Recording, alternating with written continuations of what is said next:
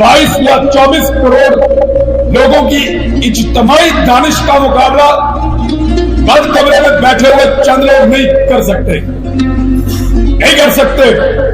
वो करोड़ों पाकिस्तानियों का हक है, वो फैसला करेंगे अपने मुस्तकबिल का। कोई बंद कमरे में फैसला नहीं करेगा, और अगर करेगा तो क्या गारंटी है कि वो फैसला काम करेगा। पिछले 2 साल में आप सब मुझसे ज्यादा पढ़े लिखे और समझदार और कानून को जानने वाले लोग हैं।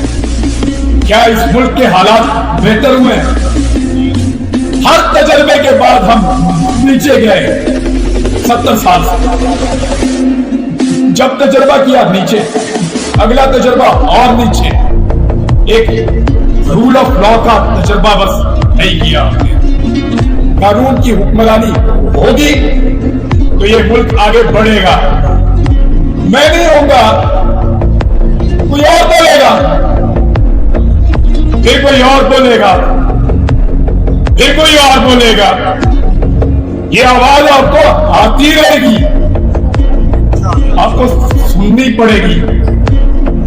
लोगों की तरफ देखो, लोग क्या कह रहे हैं। लोग अपना हक मांगते हैं, लोगों को उनका हक दिया जाए।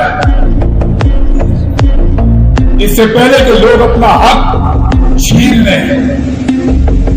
पाकिस्तान